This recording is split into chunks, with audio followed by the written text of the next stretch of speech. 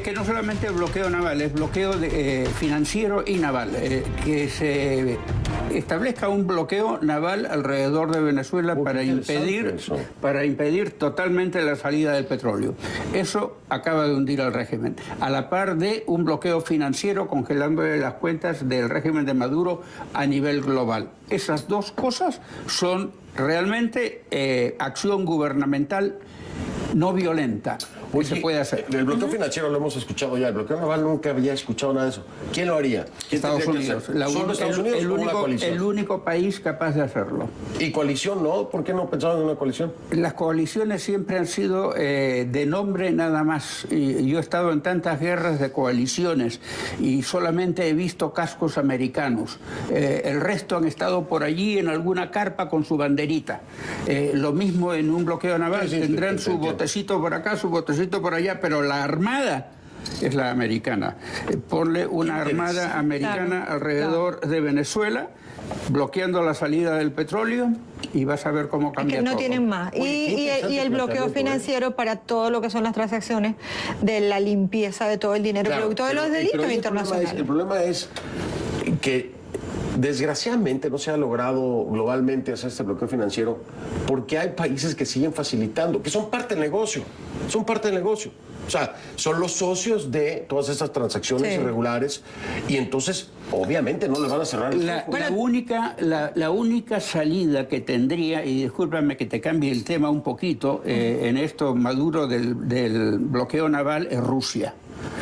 Rusia apoya a Maduro y las relaciones del régimen de Donald Trump con el gobierno ruso dejan mucho de entrever de algún tipo de arreglos entre ellos. ¿Habrá un arreglo por el cual Rusia impida un bloqueo naval americano a Venezuela?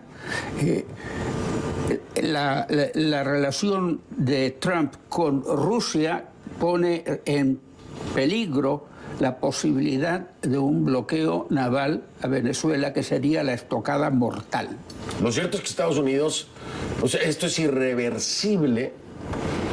Olvidémonos de Venezuela. ¿Te parece? Voy a llevar mi cabeza a Estados Unidos. Y la postura del gobierno de la administración Trump es irreversible. Y más con el ego del presidente Trump. Esto no va para atrás. O sea, él no va a quedar mal. Vamos para allá va, ¿no? Creo que Washington, la administración Trump, se metió en este barco.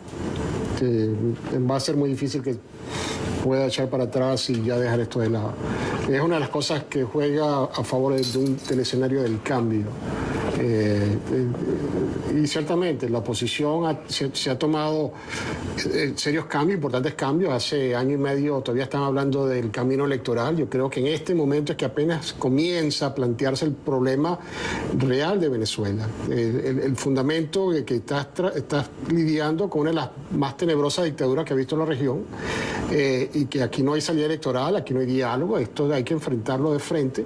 Eso empezó a cambiar y estos pasos que se han estado dando, el nombramiento de un gobierno interino, que si bien no tiene el poder en Venezuela, el poder de facto maneja Maduro, está abriendo una plataforma de acción que la comunidad internacional ha empezado a actuar. Pero aquí hay muchas cosas que hacer todavía. Esta idea del bloqueo naval para tratar de ponerle fin al flujo de petróleo, las ventas petroleras, es muy buena idea, pero hay que tratar de ingresar a otros países a montarse en esto. Y el caso de América Latina debe entender que lo que pasó en Venezuela es una situación muy perversa que podría repetirse en todos los países. Claro, completamente. Y hay que tratar de montarse en esto para poner fin, porque lo que está a prueba es, ¿puede este modelo sobrevivir? Y si puede sobrevivir en Venezuela, va a poder sobrevivir. Pero, oye, Antonio, y aquí tiene que haber, que este es mi gran cuestionamiento, se lo he dicho a Luis Almagro de frente, ¿no? El sistema interamericano tiene que evolucionar. Es decir, el sistema interamericano quedó expuesto como algo caduco, como algo inservible frente a un régimen como el que estamos viendo en Venezuela. Los procesos democráticos, la aplicación de la Carta Democrática Interamericana, el propio sistema interamericano, no funciona en contra. Yo se lo digo a Luis Almagro, decía, y siempre lo ha dicho, ¿no? Es un régimen criminal. Y a los criminales se les trata con procesos democráticos. No. No, lo siento mucho, pero esa es la realidad hoy por hoy. Esa es la trampa de la democracia. Eliges democráticamente a un tipo que es totalitario y se monta sobre su totalitarismo con el escudo de la democracia. Y entonces no le podemos hacer nada porque tiene el escudo de la democracia. Bueno, pero es tiene que haber una evolución, Guillermo, ¿no? O sea, creo que esto es un llamado para la comunidad internacional para que haya una evolución en los sistemas. No podemos seguir picando piedra cuando ya hay otras formas de procesarla. Debería ser entonces el aprendizaje. La moraleja es no todos los gobiernos que dicen ser democráticamente electos es el único requisito que deben cumplir para pertenecer y para tratarlos de alguna manera. Deben haber otras señales que categoricen, además de las elecciones, porque en Venezuela quedó demostrado que una elección no significa... Claro, pero es que eso hay que entenderlo. Votar no significa elegir. No necesariamente habla de que exista democracia. No, por eso te digo, debe haber, la moraleja es que a partir de ahora... Votaron en Cuba.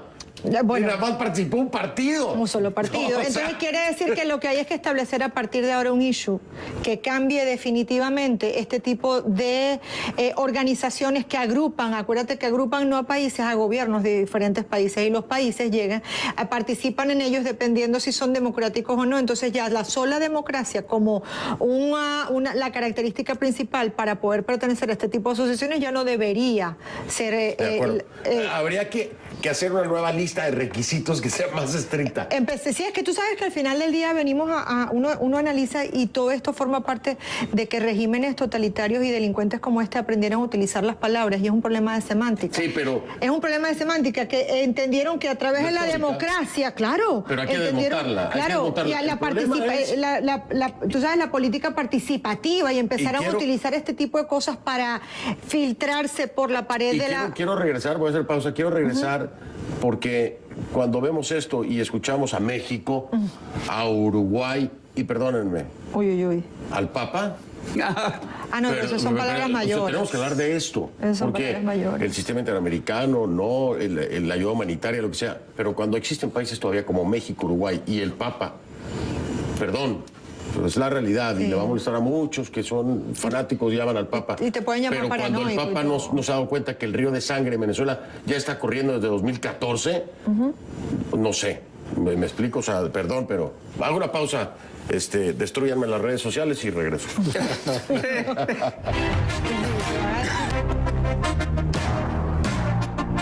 Estamos de vuelta. Y retomo el tema que estábamos en el corte, ¿les parece? Sí, señor. Porque yo les comentaba que le dije a Juan Guaidó en la entrevista, le digo, si el precio de la salida de Maduro es su impunidad, están dispuestos a, y como que caímos todos en la cuenta de que, pues si se le da la amnistía que se le ofrece también a él mismo, sale impune de todos los delitos que se le han venido acusando.